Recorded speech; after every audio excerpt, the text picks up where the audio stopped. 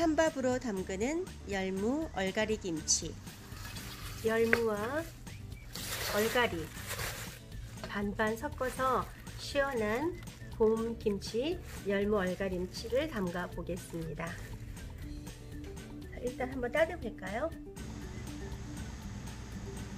홍고추 12-3개 정도, 풋고추 3개, 양파 1개, 사과 반개, 쪽파 12뿌리 정도 준비했습니다.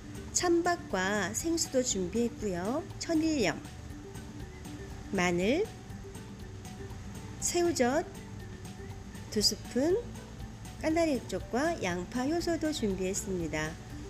냉동실에 얼려두었던 생강도 조금 넣어줄 겁니다. 자, 열무를 다듬는데요. 오른쪽 손에 칼을 들고 힘을 주면서 바깥으로 살살살 긁어줍니다. 열무 뿌리 쪽은 다른 쪽보다는 좀 짧게 잘라주는 게 좋습니다. 집어 먹을 때 걸리적거리지 않아야 되거든요. 열무 길이는 길이에 따라서 3-4등분 해주면 됩니다. 무 뿌리도 굵으면 4등분, 작으면 2등분 해주는데 항상 무 쪽 부분은 짧게 잘라준다는 것을 잊지 마세요. 열무가 약간 연녹색인 게 더 연하고 맛있더라고요. 자, 보세요. 열무보다 무 뿌리가 항상 작아야 됩니다. 똑같이 잘라주면 먹을 때 너무 힘들어요. 이 뿌리는 지금 굵기 때문에 4등분을 해줄 겁니다. 이렇게 4등분 갈라준 다음에 역시 뿌리 쪽은 짧게 잘라 주십시오. 역시 3등분 해서 잘라 주었습니다. 일일이 이렇게 다듬어 주다 보니까 일이 많을 수밖에 없습니다. 이제는 얼갈이를 다듬는데요.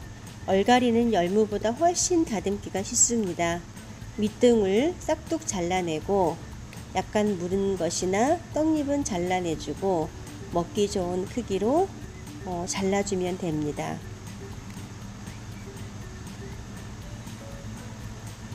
얼갈이도 너무 길면 먹기가 힘드니까 먹기 좋은 크기로 잘라주시고요. 속대는 그냥 뜯어서 넣어주면 됩니다. 다듬은 열무는 2번만 헹구어서 소금에 절여줄 겁니다. 이때 너무 문지르지 말고 살살 털어주는 기분으로 헹구어 주세요. 잘못하면 풋내가 날 수 있거든요. 얼갈이도 2번만 헹구어 주는데 너무 문지르지 말고 살살 털어주듯 헹구어 주시면 됩니다. 2번만 헹구어 주세요.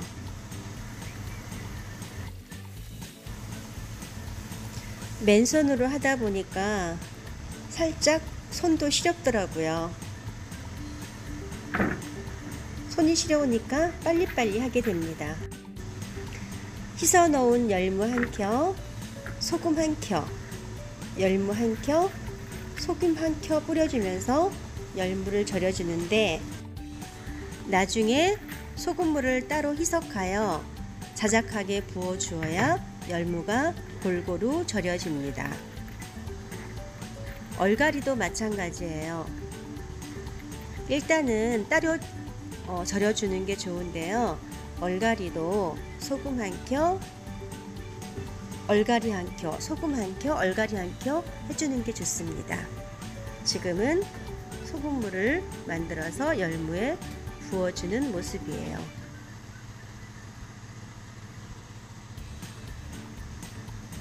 얼갈이 1켜, 소금 1켜,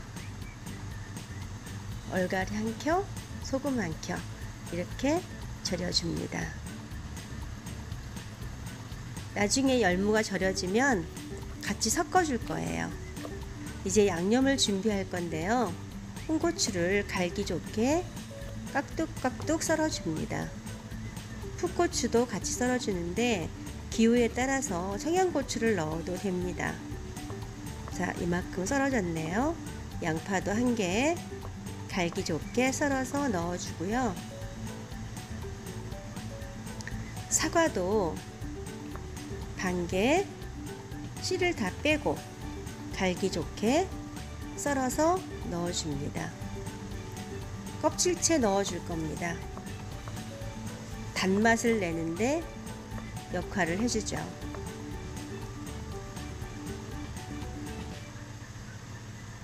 자, 사과도 다 썰었습니다. 여기에 마늘도 넣고요. 생강입니다.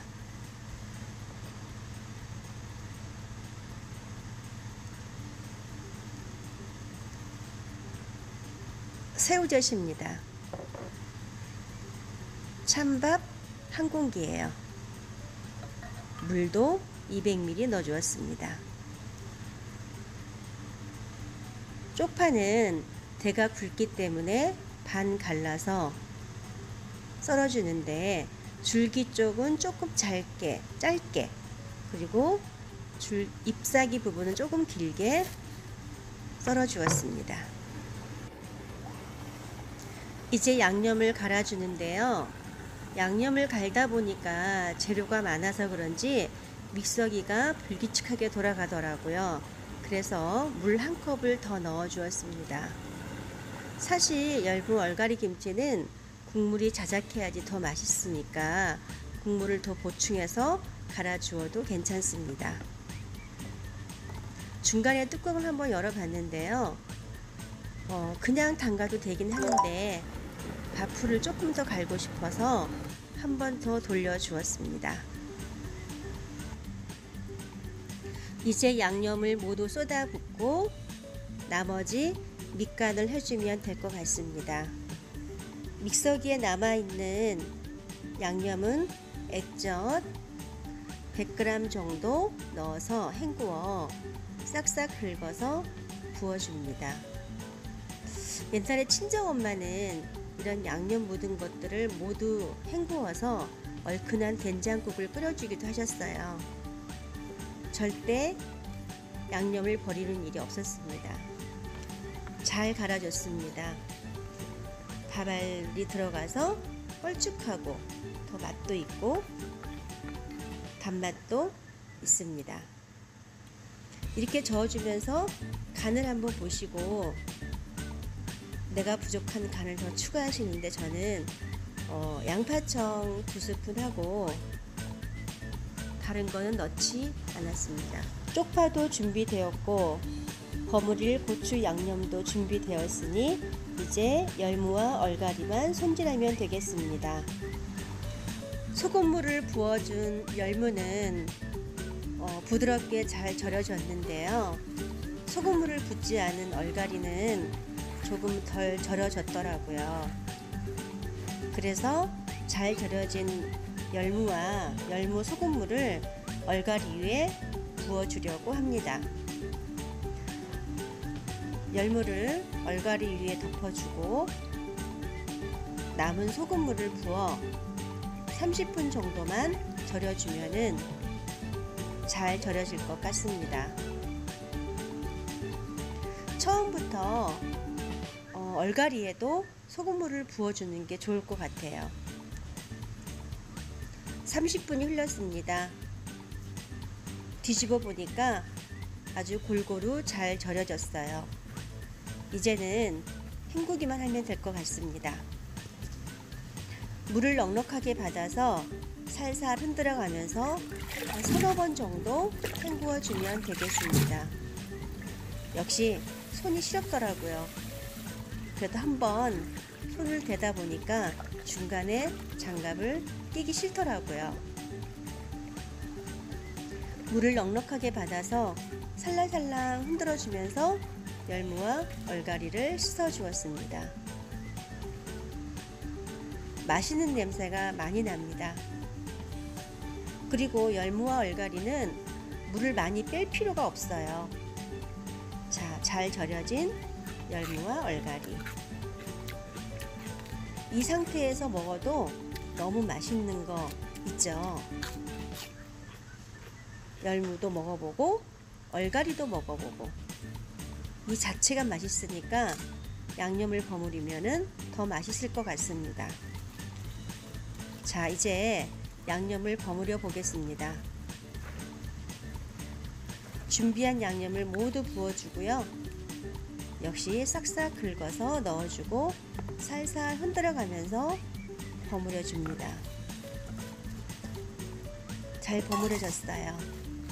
여기에 마지막으로 쪽파를 넣어 마무리하면 됩니다. 김치간은 여러분들의 입맛에 맞게 부족하면은 소금 간을 하시면 되는데 어지간하니까 간이 다 맞더라고요. 자, 이제 따독따독 눌러서 숙성시킬 겁니다. 열무 얼갈이 김치 완성되었습니다. 밥알이 송글송글 보이며 고춧가루를 넣지 않았는데도 색깔이 곱습니다.